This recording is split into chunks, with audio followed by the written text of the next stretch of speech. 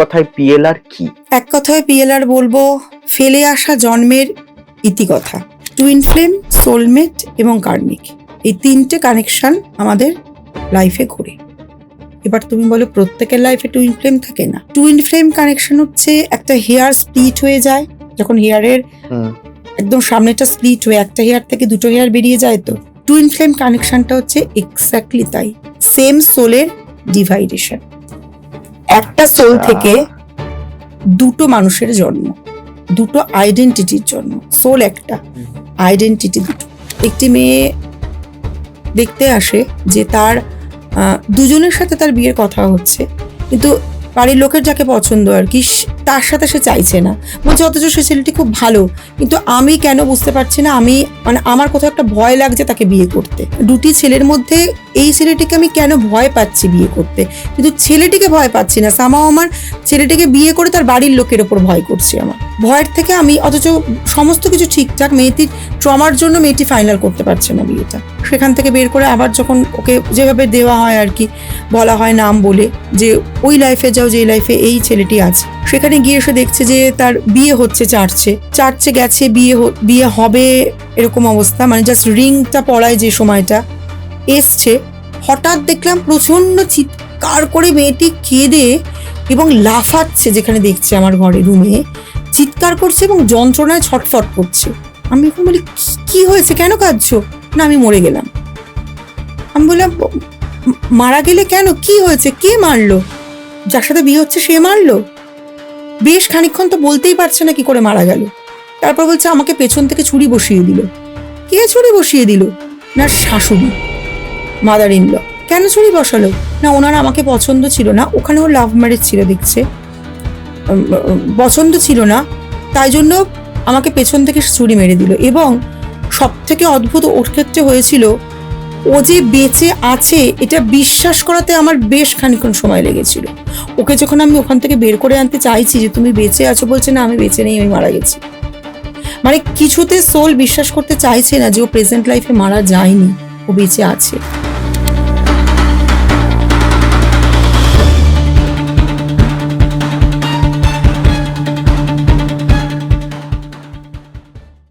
গোসাই ঠাকুরের আড্ডায় আপনাদের আরো একবার স্বাগত। আপনারা জানেন গোসাই ঠাকুর প্রত্যেক সপ্তাহে নতুন নতুন অতিথির সাথে নতুন নতুন বিষয় নিয়ে আসে আপনাদের সামনে। তবে আজকে আমরা যাকে পেয়েছি তিনি গোসাই ঠাকুরের আড্ডায় অতি পরিচিত মুখ।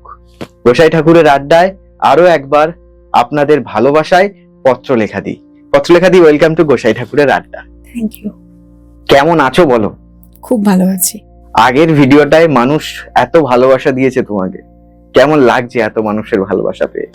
খুব ভালো লাগছে, মানুষের সচেতনতা থেকে আরো ভালো লাগছে। মানুষের মধ্যে কোথাও কি তোমার মনে হচ্ছে যে সচেতনতা বৃদ্ধি পাচ্ছে বা বাড়ছে? হ্যাঁ, অ্যাটলিস্ট যখন আগের এপিসোডটা আমি বলেছি যে সাইকোলজিস্ট বা সাইকিয়াট্রিস্ট এরা বোথ যখন পেশেন্টকে দেখছেন যে তার কিছু ট্রমা যেটা চাইল্ডহুডে রয়েছে বা এমন কিছু জড়িয়ে রয়েছে যেটা অনলি ফর কাউন্সিলিং এর মাধ্যমে সমাধান হচ্ছে না, পিএলআর এরও দরকার, এটা শোনার পর মানুষ প্রচুর রেসপন্স করছে এবং মা বাবারাও সচেতন হচ্ছেন। আগে যেটা হচ্ছিল কি, ইয়াং জেনারেশনেরকে মা বাবাকে লুকিয়ে পিএলআর করাতে হচ্ছিল, বা বাড়ির লোক ভয় পাচ্ছিল, না বাবা কি হবে, ভূত প্রেত, এরকম একটা অস্বাভাবিক ভাবনা, সেটা থেকে অন্তত কিছু মানুষ বেরিয়ে এসেছে। আচ্ছা, যারা আগের এপিসোড গুলো দেখেনি, এই এপিসোডে প্রথম দেখছে তোমাকে, বা গোসাই ঠাকুরের আড্ডায় যারা প্রথম এই এপিসোডটা দেখছে, তাদের জন্য তুমি কি বলবে? এক কথায় পিএলআর কি? এক কথায় পিএলআর বলবো ফেলে আসা জন্মের ইতিকথা, সেটাই পিএলআর।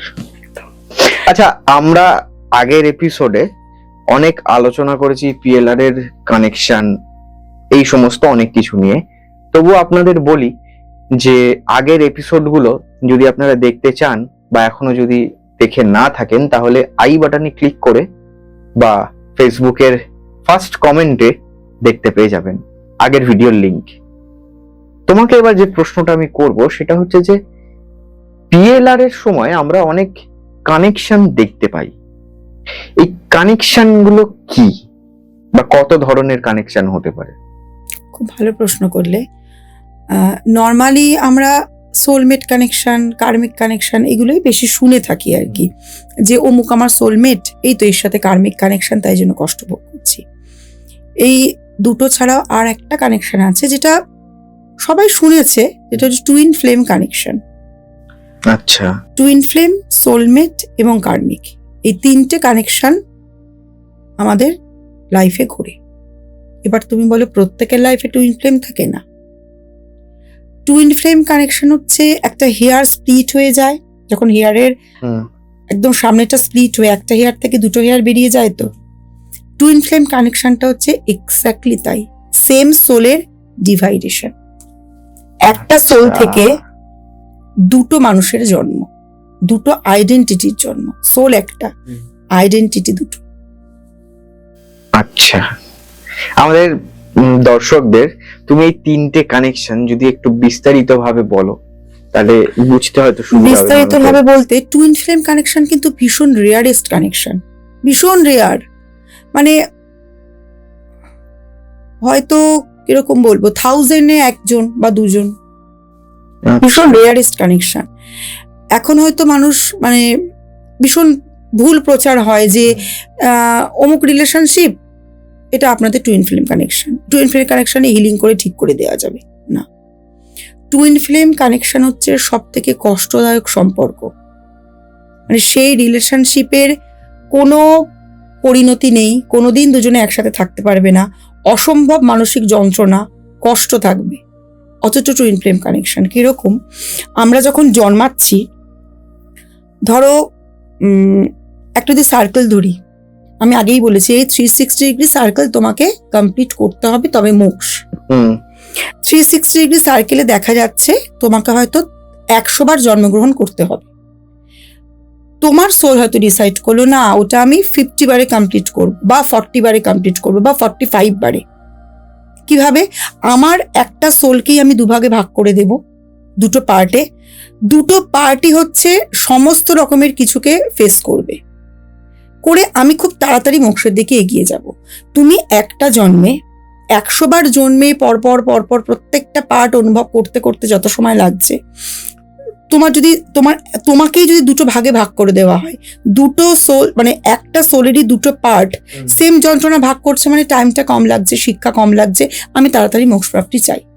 কিন্তু সেটা সকলে চায় না, কেন বলো তো? অসম্ভব যন্ত্রণার হয় সেই সম্পর্ক। একই মানুষের দুটো সত্তা, দুটো বডিতে, তাদের সবকিছু এক, তাদের দেখা হয়। ম্যাক্সিমাম জায়গায় সম্পর্কটা হচ্ছে ভালোবাসার সম্পর্কে আসে।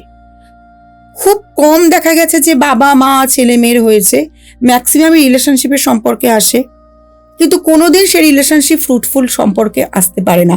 হয় দেখা যায় একজন বিবাহিত, বা একজনের বিয়ে করবে না, বা একজনের কিছু প্রবলেম, মানে রিলেশনশিপটা কোনোদিনও পরিণতি পাবে না।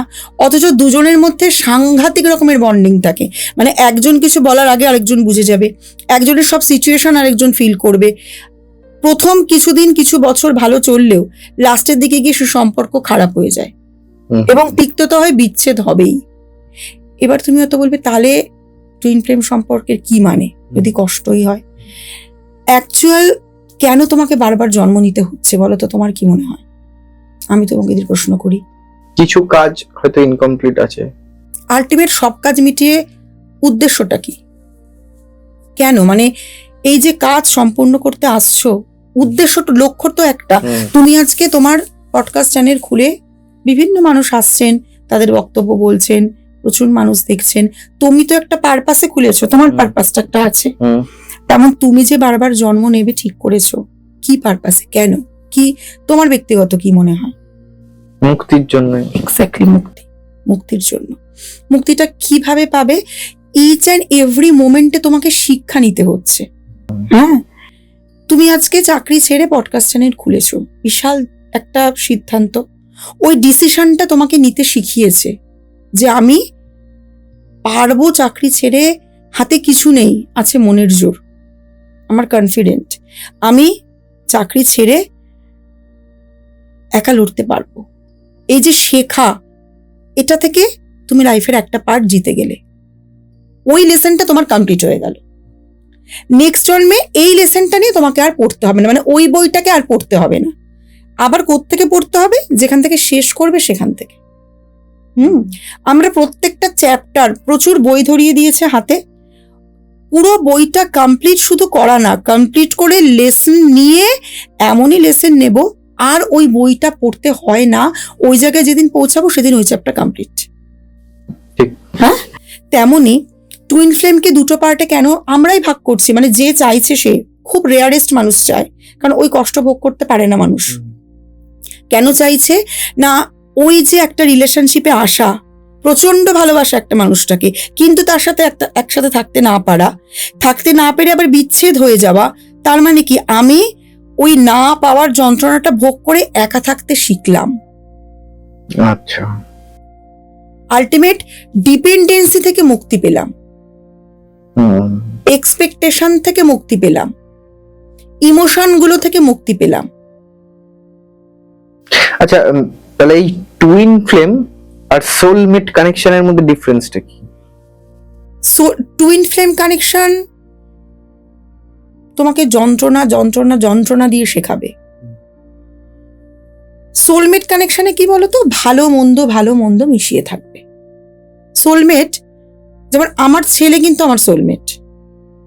আচ্ছা, সোলমেট কানেকশন যে অনলি শুধুমাত্রই হতে হবে ভালোবাসার সম্পর্ক, স্বামী স্ত্রী, কোনো মানে প্রেমিক প্রেমিকার, এমন না। বাবা মা, ছেলে মেয়ে, ভাই বোন, দুটো বন্ধু, অবশ্যই সোলমেট হতে পারে। সোলমেটে তার সাথে তোমার ভালোও থাকবে, মন্দও থাকবে, সে তোমাকে অলওয়েজ সাপোর্ট করবে প্রত্যেকটা বিষয়। টুইন ফ্লেমও সাপোর্ট করবে, কিন্তু টুইন ফ্লেমে একটা থাকবে কি বলতো, চেস করা। একজন চেস করবে, একজন পালাবে। ধরো ছেলেটি বিয়ে করতে চাইছে, মেয়েটি অনীহা, মেয়েটা চাইছে, ছেলেটা চাইছে না, মানে একজন চেস করে যাবে, একজন পালিয়ে যাবে। কিন্তু সোলমেটে হচ্ছে যে দুজনে ভাইসি ভার্সা থেকে যাবে, দুজনের পাশাপাশি, ভালো মন্দ থাকবে, সেখান থেকেও কষ্ট পাবে, দুঃখ পাবে, সবকিছু পাবে, কিন্তু সোলমেটের একটা পাশে থাকা, অবলম্বন, দুঃখও আছে, ভালোবাসাও আছে। হয়তো বিয়ে হচ্ছে না, কিন্তু পাশাপাশি থাকতে পারছে। আচ্ছা, সাধারণ মানুষ কি কোনোভাবে বুঝতে পারে যে তাদের সোলমেট কি, বা টুইন ফ্লেমের মধ্যে তারা আছে কিনা, কোনো টুইন ফ্লেম কানেকশন তাদের আছে কিনা? হ্যাঁ, বুঝতে পারে। টুইন ফ্লেমটা না, আমরা সোলমেট কানেকশন বা কার্মিক কানেকশনকে অনেক সময় টুইন ফ্লেম ভেবে ভুল করি। সব থেকে বেশি যদি টুইন ফ্লেম কানেকশন বোঝা যায় রাধা কৃষ্ণের। আচ্ছা, একই শরীরে দুটি আত্মা, একই আত্মার দুটো শরীর। যে রাধা সেই কৃষ্ণ, যে কৃষ্ণ সেই রাধা, আলাদা তুমি করতে পারবে না। তুমি শুধু কৃষ্ণের নাম কখনো মুখে আনতে পারবে না রাধা ছাড়া, রাধার নাম কৃষ্ণ ছাড়া মুখে আনতে পারবে না। কৃষ্ণর সাথে কিন্তু রাধার বৈবাহিক সম্পর্ক ওইভাবে কোনোদিন হয় না। কৃষ্ণ যখন বিয়ে করেছিলেন, রাধা কিন্তু ছেড়ে দিয়েছিল। রাধার ছেড়ে দেওয়াটা কি বুঝিয়েছিল, যে ছেড়ে দিয়েও ভালোবাসা যায়। টুইন ফ্লেম তোমাকে সবসময় শেখাবে ভালোবাসা মানেই একসাথে থাকা না, বিয়ে নয়, একটা পরিণতি নয়, এক্সপেকটেশন নয়, একটা অন্য অনুভূতি, যেটা যন্ত্রণার মধ্যে দিয়ে অনুভূতি, অসম্ভব যন্ত্রণা। ওইটা যে পেয়ে যাবে একবার, তার ওই জায়গাটা থেকে মুক্তি হয়ে গেল। আচ্ছা, আর সোলমেটটা হচ্ছে, আর সোলমেট বুঝবো কি, সোলমেট আমরা বললাম না, ভাই বোন সোলমেট হতে পারে, বাবা মা হতে পারে, খুব ভালোবাসা, দুটো বন্ধুর মধ্যে প্রচন্ড ভালোবাসা, সেটা দুটো ছেলেও হতে পারে, দুটো মেয়েও হতে পারে, আবার একটা ছেলে একটা মেয়েও হতে পারে। দুই ভাই বোন দেখবে অসম্ভব ভালোবাসা, প্রচুর ঝগড়া, কিন্তু কোথাও যেন একটা খুব ভাব, ছেড়ে কেউ কাউকে যায় না। ঠিক। আচ্ছা দিদি, আমরা একটা কথা, চলতি কথা বলি যে জন্ম মৃত্যু বিয়ে এটা ভাগ্যে লেখা থাকে, সবটাই যদি ডেস্টিনি হয়, তাহলে উইল পাওয়ারের গুরুত্ব কি? কোন তিনটে বলো তো আমাদের হাতে থাকে না? জন্ম, মৃত্যু আর বিয়ের পার্সেন্টটা আমাদের হাতে থাকে না, কোন পার্সেন্টকে বিয়ে করবো, এই তিনটে হাতে থাকে না। জন্ম মৃত্যুর ওপরে তো কোনো হাতই নেই। বিয়ের ক্ষেত্রে কি হয় আমি বলছি, 70-30 এরকম টাইপের রেশিও থাকে। আচ্ছা, প্রারব্ধের জন্য আমরা তো ঠিক করে এসছি আমার লাইফে এই ঘটবে। বিয়ে তোমার একটা টক্সিক মানুষের সাথে হলো, ধরো 15 জন মানুষকে তোমার লাইফে সিলেক্ট করা হয়েছিল বিয়ের জন্য, হুম, লাইফ বিটুইন লাইফে, যে লাইফটা মোস্ট ভাইটাল পিএলআর ক্ষেত্রে, ওই লাইফ বিটুইন লাইফে তোমার পাস্ট টাইপ অনুযায়ী ধরো 15 জনকে নেওয়া হয়েছে। এই 15 জনের মধ্যে তুমি তোমার হাজবেন্ডকে সিলেক্ট করো কি, মানে যাকে তুমি নেক্সট বার্থে যখন জন্মাবে তখন সে থাকবে। বা এমনই কার্মিক হলো তোমার 2 জন বা 3 জন তোমার লাইফে আসবে, তোমাকে তার মধ্যে তাদের সাথে রিলেশন হবে, সম্পর্ক হবে, যে কোনো একজনের সাথে বিয়ে হবে। তারা 2 বা 3 জন আসলো, তুমি বিয়েটাও হয়তো, যেহেতু বিয়ে তার সাথে ঠিক তুমি বিয়েটা করলে, প্রচন্ড সম্পর্ক খারাপ, রিলেশন খারাপ, তোমার উইল পাওয়ার কোথায় কাজ করছে? তুমি কি প্রচন্ড যন্ত্রণার মধ্যে তাকে ছেড়ে বেরোতে পারলে না পারলে না? আলটিমেট ব্যাপারটা আরো ইজি করে বোঝাচ্ছি, কেন সেই মানুষটা যন্ত্রণা দিতে এসছে। তুমি ধরো কোনো লাইফেই কিছুতেই তোমার নিজের মধ্যে প্রচুর পটেনশিয়ালিটি, কিন্তু তুমি আমি সংসার, আমার দায়িত্ব, আমার ডেডিকেশন, আমার ডিউটি, এগুলো থেকে বেরিয়ে নিজের জন্য ভাবতে আর পারছো না, কিছুতেই পারছো না। এদিকে পটেনশিয়ালিটি তোমার প্রচুর রয়েছে, তবে যে কাজের উদ্দেশ্যে তোমাকে পাঠানো তুমি কিছুতেই করছো না। আবার পরের লাইফে তোমাকে বলা হলো ঠিক আছে আরো একটা টক্সিক মানুষের সাথে তোমার বিয়ে দেওয়া হবে। টক্সিক মানুষটা তোমাকে প্রচন্ড যন্ত্রণা দেবে। যন্ত্রণাটা কেন দেবে? সে টক্সিক মানুষ মনে রাখবে আমাদের সবচেয়ে বড় বন্ধু সোল লেভেলের। সে যন্ত্রণা দিয়ে দিয়ে দিয়ে তোমাকে যে মুহূর্তে একাকিত্বে ফেলবে, নিঃসঙ্গ করে দেবে, সেই মুহূর্ত থেকে তুমি নিজের জন্য ভাবাটা শুরু করবে। আলটিমেট উদ্দেশ্য হচ্ছে নিজের জন্য ভাবো। যে মুহূর্ত থেকে তুমি বুঝলে না এই মানুষের সাথে বিয়ে হয়েছে মানেই থাকতে হবে এমন না, আমি নিজের পায়ে দাঁড়িয়ে নিজেকে নিজে ভালোবেসে, কে কতটা ভালোবাসলো না বাসলো সেটার উপর নির্ভর করে না থেকে নিজেকে ভালোবেসে এই সম্পর্ক থেকে বেরোবো। এই যে নিজেকে ভালোবাসতে শিখলে তুমি কি শিখলে? 2টো জিনিস শিখলে এখান থেকে। এক হচ্ছে টক্সিসিটি থেকে কি করে বেরোনো যায়, কি করে বেরিয়ে নিজের পায়ে নিজে দাঁড়িয়ে নিজের পথটা নিজে খোঁজা যায়। আর ডিপেন্ডেন্সি থেকে মুক্তি পেলে, এই ডিপেন্ডেন্সি থেকে যে মুক্তি পেলে ওইখানেই তোমার উইল পাওয়ার কাজ করতে শুরু করলো। তোমার ডেস্টিনিকে তুমি বিট করলে, ডেস্টিনিকে কেটে বেরিয়ে গেলে। তোমাকে মেন পরীক্ষায় ফেলবে তুমি ডেস্টিনিকে হারিয়ে নিজের উইল পাওয়ার দিয়ে যেত। মৃত্যুকে তো আমরা কেউ পারবো না, ওটা তো আমরা নিজেরাই ডিসাইড করে এসছি। কেউ 40-এ চলে যাবো, কেউ 42, কেউ 50, কেউ 80, কেউ 82, কিন্তু ততদিন যাবো না যতদিন আমার প্রারব্ধা কমপ্লিট না হবে। প্রারব্ধা কমপ্লিট করতে পারবো নিজের সাংঘাতিক লেভেলের যদি উইল পাওয়ার থাকে, যে আমাকে এই যে সার্কেল থেকে বেরোতেই হবে, টক্সিক সম্পর্কগুলো থেকে, সেটা মা বাবা হোক, ছেলে মেয়ে হোক, হাজবেন্ড হোক, ওয়াইফ হোক, প্রেমিক প্রেমিকা হোক, আর বন্ধু হোক, বা অফিসের বস হোক। আমাকে এই বস প্রচুর যন্ত্রণা দিচ্ছে, নেই আমার কাছে কোনো চাকরি, আমার মধ্যে কি আছে? উইল পাওয়ার, মনের জেদ। আমি এই চাকরি ছেড়ে নিজে কিছু অন্য করে দেখাবো। এই যে তুমি বেরোলে, তোমার ওই ডেস্টিনি প্রারব্ধা ওখানে, তুমি তার সাথে সেই মানুষের সাথে শেষ করে ফেললে। এবার তোমার উইল পাওয়ার দিয়ে তুমি বেরোবে। কোথায় ক্যারিড ফরওয়ার্ড হয়? ওই যে ভেতরের কনফিডেন্টটা আনতে পারে না, আবার ওই শিক্ষাটা পেলো না, সেম শিক্ষা নিয়ে জন্মানোর জন্য আবার পরের জন্মে গেল। আচ্ছা, আর একটা কথা তোমাকে জিজ্ঞাসা করছি, সেটা হচ্ছে যে স্ক্রিনে তো তোমার নাম্বার যাচ্ছে, গোসাই ঠাকুরের আড্ডার দর্শকরা যদি তোমার সাথে যোগাযোগ করতে চায়, এই নাম্বারে বুকিং করার বা যোগাযোগ করার কি কোনো নির্দিষ্ট নিয়মাবলী আছে বা কোনো সময় আছে? কিভাবে তারা যোগাযোগ করবে তোমার সাথে? সকাল 11টা থেকে রাত 9টার মধ্যে ফোন, হোয়াটসঅ্যাপ হলে এনি টাইম হোয়াটসঅ্যাপ করতে পারে, আমি সময় দেখে দিয়ে দেবো। আর বলে দিচ্ছি আমার চেম্বার একটা জায়গাতেই আছে, টালিগঞ্জে, আদার্স কোথাও নেই। অনলাইন অফলাইন দুটোতেই পিএলআর করানো হয়। আচ্ছা, এই নাম্বারে ফোন করলেই যোগাযোগ করা যাবে। আচ্ছা, আমরা যখন এই জন্ম নিয়ে কথা বলছি, জন্ম মৃত্যু নিয়ে, আমার একটা প্রশ্ন তোমাকে খুব করতে ইচ্ছা করছে, সেটা হচ্ছে যে মানুষ কি বুঝতে পারে তার সময় শেষ হয়ে আসছে, মানে তার যে মৃত্যু আগত, এটা মানুষ কি ফিল করতে পারে? বোঝা যায়, জানো তো, সবাই যে বুঝতে পারবে এমন নয়। একটু স্পিরিচুয়াল মানুষ ছাড়া হবে। স্পিরিচুয়াল মানে এই স্পিরিচুয়াল আর রিলিজিয়াসের মধ্যে একটু তফাৎ রয়েছে। কিছু মানুষ দেখবে শুধু পুজো আচ্ছা উপোস এইগুলো করতে পারে, এ অসম্ভব রিলিজিয়াস। কোনোটাই খারাপ না, তুমি যে পথে সেদিকে এগোবে। হ্যাঁ, পথ আলাদা হতেই পারে, উদ্দেশ্য একটা। কিছু মানুষ দেখবে খুব স্পিরিচুয়াল, মেডিটেশন, ধ্যান, যোগ, সাধনা এগুলো ভালোবাসে। স্পিরিচুয়াল ধ্যান বা যোগ যারা করেন অসম্ভব কানেক্টেড হতে পারেন ইউনিভার্সের সাথে, বুঝতে পারেন, যারা খুব ভালো লেখালেখি করে, হুম। একটু একটু উচ্চ মার্গের চিন্তা ভাবনা, একটু গভীর মনোনিবেশ করতে পারে। আমি কোনো সোলকেই ছোট বড় এখানে বলছি না, মানসিকতাটা একটু তুলনামূলক উচ্চ মার্গের। মানে আমাদের সবার লেভেল যদি 10 হয়, তার লেভেলটা ধরো 15 বা 20 বোঝার। সে মানুষ কিন্তু নিজের বুঝতে পারে যে আমার সময় শেষ, বা আর কিছুদিন, বা আরেকটা বুঝতে পারবে যখন দেখবে তোমার আর কাউকে প্রয়োজন হচ্ছে না বাঁচার জন্য, মানে তোমার ডিপেন্ডেন্সি গুলো লাইফে কমে আসছে।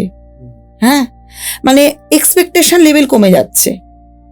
আচ্ছা, কে ফোন করলো না, কে দেখা করলো না, কে খবর নিল না, কে পাশে আছে না নেই, কিছু যায় আসে না। মানে কোনো কিছুটার জন্যই তোমার কিছুই যায় আসে না, মানে কোনো পরিস্থিতি তোমাকে কোনো এফেক্ট ফেলতে পারে না। সবাইতেই তুমি সেম, সবাইতেই তুমি হাসছো, সবাইতেই তুমি জিতে আছো। মানে মনে রাখবে তুমি বহু স্টেজ পেরিয়ে এসছো, তুমি মানে তোমার শেষ হয়ে এসছে, তুমি একদম বুঝতে পারবে যে আমার প্রচুর স্টেজ পেরিয়ে গেছে, আর বেশি দিন নেই আমার। কমপ্লিট হয়ে আসছে। এক্সপেকটেশন গুলো কমিয়ে, মানে আমি পেরেছি ওই লেভেল রিচ করতে, আমার লাইফে এক্সপেকটেশন কিছু নেই। তোমার কাছে পডকাস্ট করে যাচ্ছি, আজকে করে গেলাম, বড় তো জিজ্ঞাসা করলাম কবে রিলিজ করছো, ঠিক আছে চলো। রেগুলার ওগুলো নিয়ে ভাবা, ঠিক আছে হচ্ছে মানে এইটা আমি করে এসছি, এবারে ঠিক আছে। এক্সপেকটেশন লেভেল লেস, যত লেস করতে পারো মনে রাখবে তুমি অনেক দূর এগিয়ে গেছো। কর্ম করতে এসছো, কর্ম করে যাও, বলে না ফলের আশাটা করো না। আলটিমেট তো মুক্তি, অনেক শান্তি ওখানে। এক্সপেকটেশন ছেড়ে দেখবে প্রচুর শান্তি, হেডেক নেই তো মাথায়। ও এটা করলো না, ওটা দিল না, ওটা বললো না, ও এটা ভাবলো না। অভিযোগ যেই তুমি অন্যকে না করছো, অন্য লোক তোমায় করছে না, তো তোমার কিসের টেনশন? আচ্ছা, পিএলআর করার সময় মানুষ যাদের যাদের দেখতে পায়, তারা কি এই জন্মে তাদের সাথে থাকে না থাকে না? দুটোই হতে পারে। অনেকে দেখা গেছে কি, এরকমও দেখা গেছে যে কোনো লাইফ টাইম এসে গেছে, কাউকেই চেনে না, বলছি সব অচেনা লোক। আবার কোনো লাইফে দেখা গেছে চেনে না। আবার এরকমও ঘটেছে, একটি মেয়ে বাংলাদেশ থেকে অনলাইন পিএলআর করেছিল, ও রিলেশনশিপ নিয়ে দেখতে এসেছিল। রিলেশনশিপ নিয়ে দেখতে গিয়ে যে রিলেশনশিপ যেখানে, তাকে তো দেখতে পেয়েছে, একজনের সাথে দেখেছে, তার সাথে তার বিয়ে হচ্ছে ওই লাইফে।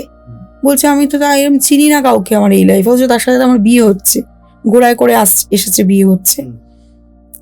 1 মাস 1.5 মাস আগে দেখেছিলেন মেয়েটি। ও আমাকে দিন 3-4 আগে হঠাৎ করে বলছে আমাকে যে দিদি অদ্ভুত ঘটনা ঘটেছে, আমি 1000% শিওর তোমাকে বলছি, আমি ওই লাইফে তোমাকে বারবার বলছিলাম না যে একজন ঘোড়ায় করে বিয়ে করতে আসছে, কিন্তু একে তো আমি কোনোদিন দেখিনি, এটা আবার কি, আমার সাথে বিয়ে হলো।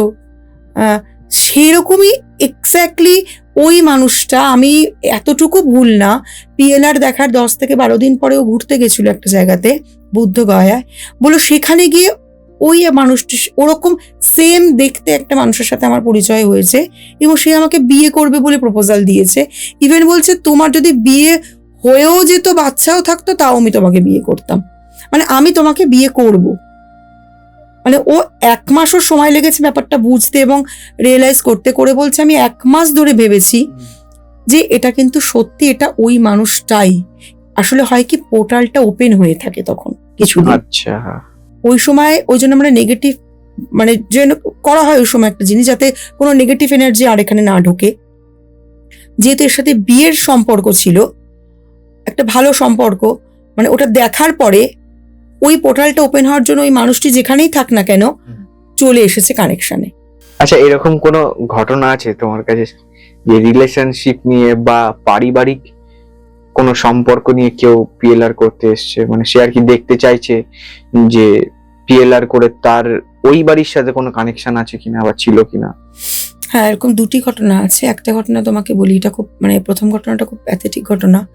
একটি মেয়ে দেখতে আসে যে তার দুজনের সাথে তার বিয়ের কথা হচ্ছে, কিন্তু যাকে তার বাড়ির লোককে পছন্দ, বাড়ির লোকের যাকে পছন্দ আর কি, তার সাথে সে চাইছে না। বলছে অথচ সে ছেলেটি খুব ভালো, কিন্তু আমি কেন বুঝতে পারছি না, আমি মানে আমার কোথাও একটা ভয় লাগছে তাকে বিয়ে করতে। কেন ভয়টা বুঝতে পারছিলাম। আর তার কারণ ছিল হচ্ছে যে দুটি ছেলের মধ্যে এই ছেলেটিকে আমি কেন ভয় পাচ্ছি বিয়ে করতে, কিন্তু ছেলেটিকে ভয় পাচ্ছি না। সামাও আমার ছেলেটিকে বিয়ে করে তার বাড়ির লোকের ওপর ভয় করছি আমার ভয়ের থেকে। আমি অথচ সমস্ত কিছু ঠিকঠাক, মেয়েটির ট্রমার জন্য মেয়েটি ফাইনাল করতে পারছে না বিয়েটা।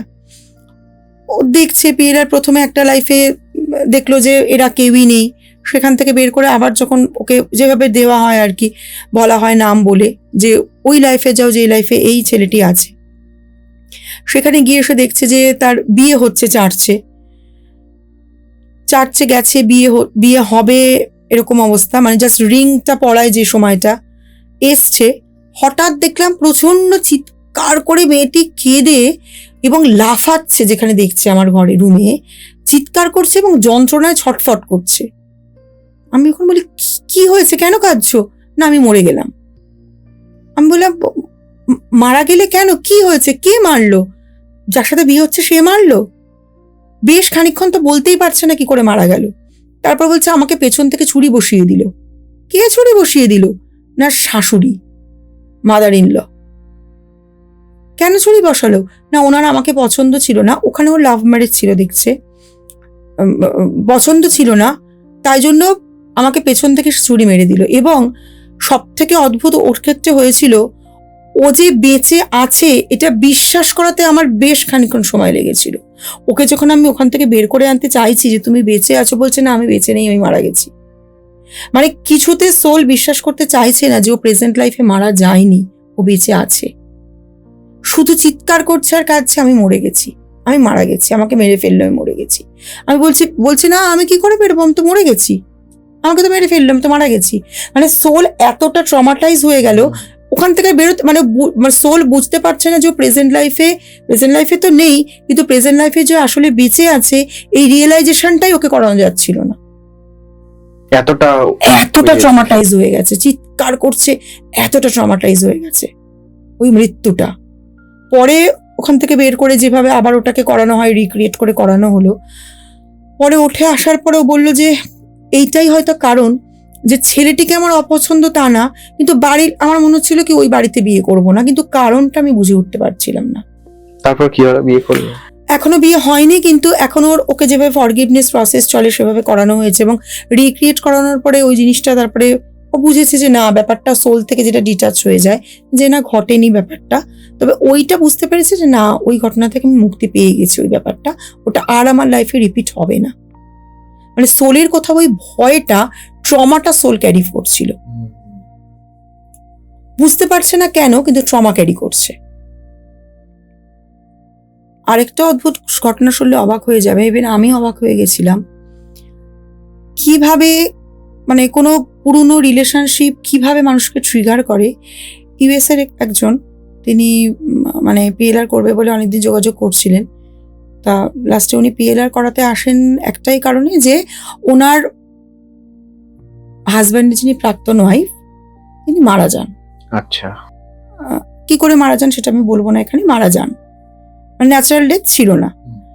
কিন্তু ওনার সাথে বিয়ের পরে উনি বলেন যে যেটা হাজব্যান্ডের আগের ওয়াইফ নর্মাল মানুষের ক্ষেত্রে যেটা হয় যে তার প্রতি একটা রাগ, বা রাগ না থাকুক অন্তত ভালো না লাগা, বলে আমার ক্ষেত্রে অদ্ভুত, আমি ওই বাড়িতে বিয়ে করে আসার পর থেকে তার ছবিগুলো সামনে রাখতাম, তার জিনিসগুলোকে খুব যত্ন করতাম, মানে আমার যেন কোথাও একটা প্রচন্ড কষ্ট তার জন্য হতো, অথচ তাকে কোনোদিনও আমি চোখে দেখিনি।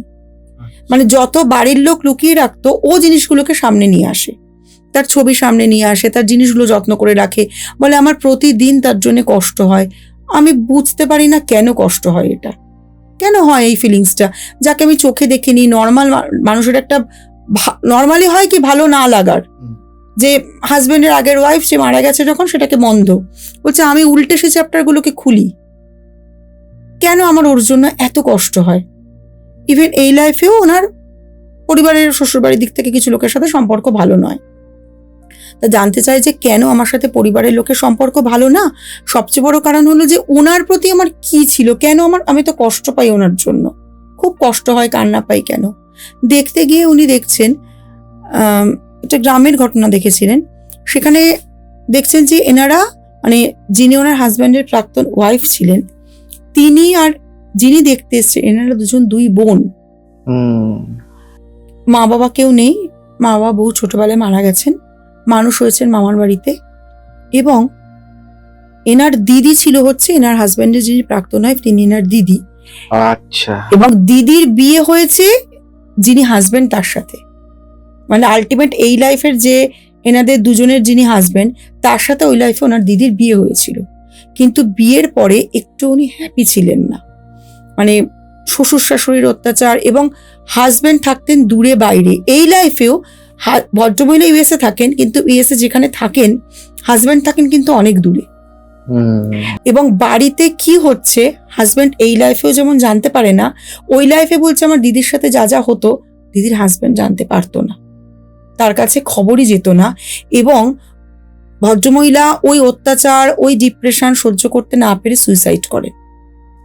আচ্ছা, এবং সুইসাইড করার পরে তখন ইনি যে বোন, যিনি ওই লাইফে বোন ছিলেন, উনি তখন ওনার হাজব্যান্ডকে জানান যে এই ব্যাপার, এই হাজব্যান্ড এসে যে পারিবারিক সমস্যা সেটা সমাধান করেন এবং তারপরে ওনার বোনকে আবার বিয়ে করেন। এবং সেম ঘটনা এই লাইফে ঘটেছে। এই লাইফে উনি ওনার নিজের বোন নন, কিন্তু অদ্ভুতভাবে একই হাজব্যান্ডের দুজন ওয়াইফ। এবং ওই লাইফের যারা শ্বশুর শাশুড়ি ছিলেন তারা এই লাইফে ওনাদের শ্বশুর শাশুড়ি। এবং একই ঘটনা ঘটে, হাজব্যান্ড দূরে থাকে, বাড়িতে কি হচ্ছে হাজব্যান্ড জানতে পারেন না। আচ্ছা, এখানে আমার একটা প্রশ্ন করতে তোমাকে খুব ইচ্ছা করছে, সেটা হচ্ছে যে বর্তমান দিনে আমরা অনেকেই দেখি পরিবারের মধ্যে এই রকম সিচুয়েশন তৈরি হয়, যেটা তুমি বললে যে হাজবেন্ড দূরে থাকে, শ্বশুর বাড়িতে অনেক রকম সমস্যা তৈরি হয়, হাজবেন্ড জানতে পারে না। এদের কি কোথাও কানেকশন থাকে? মানে ধরো এই বৌমা শাশুড়ি কিংবা হাজবেন্ড ওয়াইফ, এদের সাথে এই ফ্যামিলির কি কোনো কানেকশন থাকে? কানেকশন থাকে। এখানে কি শিক্ষার জন্য অ্যাকচুয়ালি পাঠায় জানো তো সোল? এই যে হাজব্যান্ড দূরে থাকছে, তোমাকে অত্যাচার করছে বা কিছু করছে, তুমি প্রতিবাদটা করতে পারছো না। হ্যাঁ, অনেকেই বলতে পারে না। সেলফ রেসপেক্ট তুমি নিজেকে দিচ্ছ না। সেলফ রেসপেক্ট শেখানোর জন্য তোমাকে বারবার এরকম সিচুয়েশনে ফেলে যে তোমার প্রত্যেকটা মানুষের একটা নিজস্ব সেলফ রেসপেক্ট আছে, তো নিজের ডিগনিটি আছে, তুমি সেটাকে বারবার লুজ করছো। তুমি অন্যের দ্বারা সবসময় প্রতিটা লাইফে পরিচালিত হচ্ছ। তোমাকে কেউ ডমিনেট করছে, তুমি প্রতিটা লাইফে ডমিনেটেড হচ্ছ। এখানে আমরা কি করে, এই যে যেটা তুমি প্রথমে প্রশ্ন করেছিলে, ডেস্টিনিকে কি করে খণ্ডাবে নিজের উইল পাওয়ার দিয়ে? প্রতিবাদ করে। তুমি বলবে প্রতিবাদ করতে সবাই পারে না, একবার প্রতিবাদ করে দেখুক তো। আমরা ভয় পাই কি বলতো, যে প্রতিবাদ করব তারপরে কি হবে, সিচুয়েশন কি হবে, তারপরে কি হবে। কিন্তু প্রতিবাদ করে বা নিজের পায়ে দাঁড়ানোর একটা ওয়ে আউট বার করা। কিন্তু অনেক মহিলারাই তো পেরে ওঠে না, ভয় পান। এই ফিয়ারটা থেকে বের করার জন্যই তোমাকে বারবার শিক্ষা দেওয়া হয়, বারবার এই ফিয়ারটা থেকে তোমাকে বের করতে হবে। কিন্তু দেখা গেল, এবং ফরগিভনেস প্রেয়ার করতে হবে তার সাথে। মানে আমি বলতে চাইছি, ধরো দেখা গেল প্রতিবাদ করতে গিয়ে তার সম্পর্কটাই ভেঙে গেল। হ্যাঁ, ওই ডিপেন্ডেন্সি তাকে কাটাতে হবে।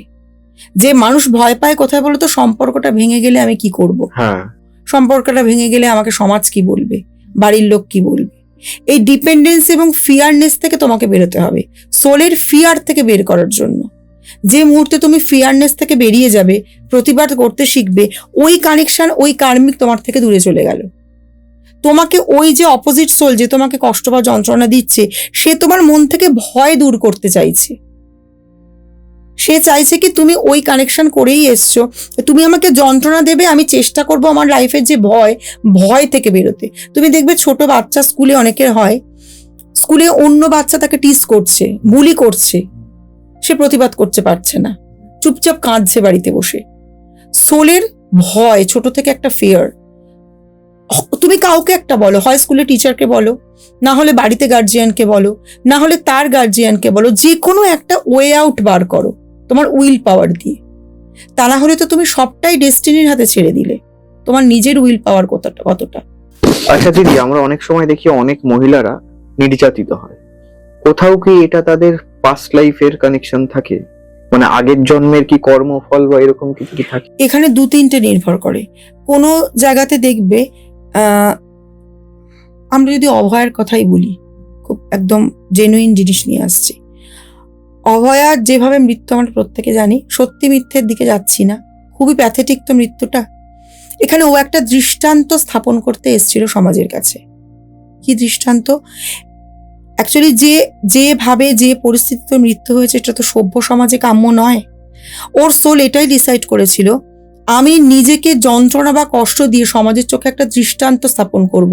এই যে প্রতিবাদ, এত মানুষ যে প্রতিবাদ করেছে, এগিয়ে এসেছে, সে নিজেকে বলিদান দেবে বলেই সোলটা ডিসাইড করে এসেছিল যে আমি নিজেকে বলিদান দেব।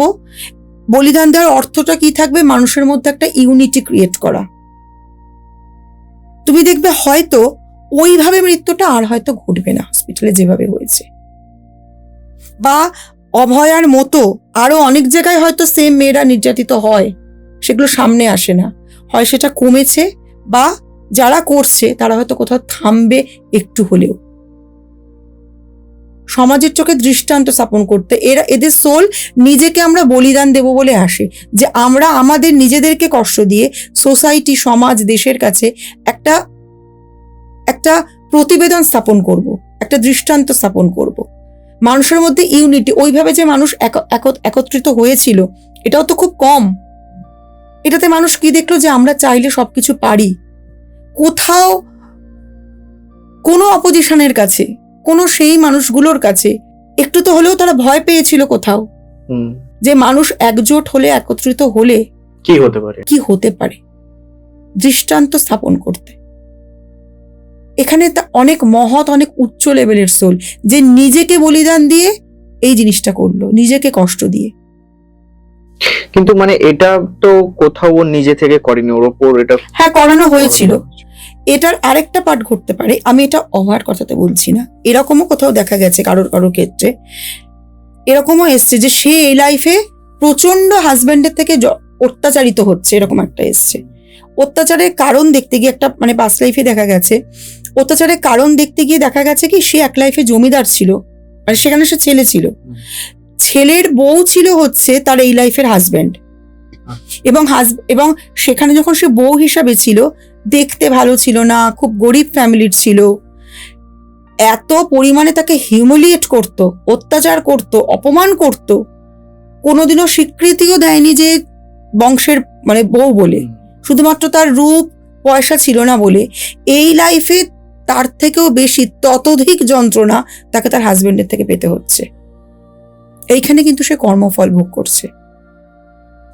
আচ্ছা, সে নিজে করে এসছে, এখানে তার কিচ্ছু, যখন সে নিজে দেখলো তার আর কিছু করার নেই, মানে এতটাই হতাশাগ্রস্ত হয়ে পড়লো যে আমি এত খারাপ কাজ করেছি। এখন তাকে কি করতে হবে? তাকে প্রতি মুহূর্তে ওই সোলের কাছে ক্ষমা চেয়ে যেতে হবে, ফরগিভনেস। যে এবার তুমি বলে পিএলআর দেখে তার কি লাভ হলো? এতদিন তো অভিযোগ করে যেত যে হাজবেন্ড খারাপ, সে মানে সে মুহূর্ত থেকে রিয়েলাইজ করলো যে না না না, দোষটা অ্যাকচুয়ালি আমার, ও যেটা করছে আমাকে রিয়েলাইজেশন দেওয়ার জন্য। হয়তো অনেক জন্ম ধরেই আমি এটা ভোগ করছি, এই জন্মে দেখে আমার রিয়েলাইজেশনটা সোলের হলো যে না, ওই যে রাগ আমাদের হয় কি বলতো, রিপিটেড হয়তো, হাজব্যান্ডের রাগ হাজব্যান্ড করছে, ওয়াইফের রাগ ওয়াইফ করছে, মারা যাচ্ছে, আবার পরের জন্মে অন্য সম্পর্কে আসছে, আবার করছে, কেউই বুঝতে পারছে না যে আলটিমেট দোষটা কে করেছিল। প্রতিজন্ম ভাবছে ও করছে আমি করবো, আমি করছি ও করবে, ছেড়ে দিতে শিখছে না। এই যে এই লাইফেও দেখে জেনে যে এই যে ফরগিভনেস করতে শিখলো যে না না, আমার ওর উপর কোনো রাগ কোনো দুঃখ তো নেই, উপরন্তু আমার কষ্ট, আমি ক্ষমা চাইছি ওর সোলের কাছে যে আমি সত্যি কি মারাত্মক যন্ত্রণা দিয়েছি, যেটা আমার পক্ষে একদম অনুচিত ছিল, মানে এই পাপের আমার ক্ষমা হয় না। হয়তো ও আমাকে যে শাস্তি দিচ্ছে এটা হয়তো অনেক কম দিচ্ছে, আমি হয়তো এর থেকেও বেশি আমার প্রাপ্য। এইখানেই মানে উইল পাওয়ার জিতে গেল, ডেস্টিনি হেরে গেল, এবং কার্মিক যে প্রারব্ধা শেষ হতে শুরু করলো। এই জায়গাটাই হচ্ছে, এইখানে হচ্ছে উইল পাওয়ারটা জিতলো, ডেস্টিনি কাটলো। ডেস্টিনি তো ফিট, ও জেনে যেই গেল, ডেস্টিনিকে কেটে দিল। উইল পাওয়ারের মাধ্যমে কি করলো, আমি পারবো, আমি নিজে দোষী, আমি নিজেকে সংশোধন করব। এই লাইফে ভদ্রমহিলা খুব ডমিনেটিং, না এগুলো আমার করা তাহলে ঠিক না, আমারও কিছু ভুল ছিল। আমরা হয় কি উল্টো দিকেরটা দেখি, নিজেরটা দেখতে পারি না, আয়নায় মুখটা এবার নিজে দেখতে পেলো যে না, আমার মুখটাতে কি ভুল রয়েছে। উইল পাওয়ার জিতলো, ডেস্টিনি কাটলো, এবং প্রারব্ধা শেষ হতে শুরু করলো। এই যে ফরগিভনেস চাইতে শুরু করবে, ওই মানুষটার সোল ধীরে ধীরে ধীরে ধীরে শান্ত হয়ে হয়তো পরের জন্মে আর ওই ক্ষোভটা থাকবে না, মানে এই পার্টটা থেকেও মুক্তি পেয়ে গেল। এবারে যদি এই জন্মে আবার নতুন কিছু ক্রিয়েট করে বা নতুন পুরনো আরো কিছু প্রারব্ধ জমে থাকে, তখন আবার সেটার পিউরিফিকেশন শুরু হবে। আচ্ছা দিদি, আমাদের সময় একদম শেষের দিকে, তবে শেষ করার আগে একটা প্রশ্ন না করলেই নয়, সেটা হচ্ছে যে অনেকেই আগের ভিডিওতেও কমেন্ট করেছে, এই ভিডিওতেও হয়তো অনেকে কমেন্ট করবে, আসবে, যে 2026-এ দাঁড়িয়ে এগুলো সবই ভাঁওতাবাজি, এগুলোর কোনো সায়েন্স এগুলোকে সাপোর্ট করে না, এগুলো কিছু হয় না, এগুলো একটা টাকা নেওয়ার ফান্ডা। তুমি কি বলবে? দেখো, মানুষ বলবেই, তুমি কারোর মুখকে বন্ধ করতে পারবে না। আমি মনে করি এই বলাটাকেও পজিটিভ ভাবে নিই। যত বলবে তত যারা এগুলো নিয়ে কাজ করছে তারা তত এগিয়ে যাবে। কারণ সত্যি মিথ্যে যুদ্ধ জয়ের জন্য নয়, কাজটাকে আরো সুন্দরভাবে করার জন্য মোটিভেটেড পাবে। আমি তো অন্তত তাই পাই। আমার মনে হয় যত যে বলছে খারাপ করছে, আরো বলুক, তাদের আরো উন্নতি হোক সোলের। যদি কোনোদিনও বোঝে বুঝবে, না হলে প্রারব্ধের দিকে এগিয়ে যাবে। কোনো তর্ক বিতর্কের মধ্যে আমি আগেও ছিলাম না, এখনো নেই। কারণ যেটা ছিল সেটা সত্য, ভগবান ছিল, আছে, থাকবে। এবার কেউ যদি বলে আমি তো দেখিনি, বিশ্বাস করি না, এই বিশ্বাস অবিশ্বাসের খেলা অনেক জটিল, জানো তো। এটা তর্ক বিতর্কে না যাওয়াই ভালো। তবে সায়েন্স তো সবকিছুর প্রমাণ দিতে পারে না। তাহলে ডাক্তাররাও একটা বড় অপারেশনের পর বলতো না যে আমি তো ঠিক করেছি, এবারে ভগবানকে ডাকুন। ভগবানকে তো সে ডাক্তারও দেখেনি। কোথাও তো কিছু একটা আছে, ওই কিছুটার সন্ধানেই তো সবাই দৌড়াচ্ছে। তারাও দৌড়াক, তারা নেগেটিভ ওয়েতে দৌড়াক, আমরা পজিটিভ ওয়েতে দৌড়াই। আজকের মতন গোসাই ঠাকুরের আড্ডার এই এপিসোড এখানেই শেষ করছি। আপনাদের সাথে দেখা হবে নতুন কোনো এপিসোডে, নতুন কোনো অতিথির সাথে, নতুন কোনো বিষয় নিয়ে। ততক্ষণ দেখতে থাকুন গোসাই ঠাকুরের আড্ডা। আর হ্যাঁ, দিদির সাথে যোগাযোগ করতে চাইলে স্ক্রিনে এবং ডেসক্রিপশন বক্সে নাম্বার তো রইল। আজকের এপিসোডটা কেমন লাগলো, আর যদি কোনো প্রশ্ন থাকে তাহলে অবশ্যই কমেন্টে জানাবেন। ভালো থাকবেন, সুস্থ থাকবেন, আর দেখতে থাকবেন গোসাই ঠাকুরের আড্ডা। নমস্কার।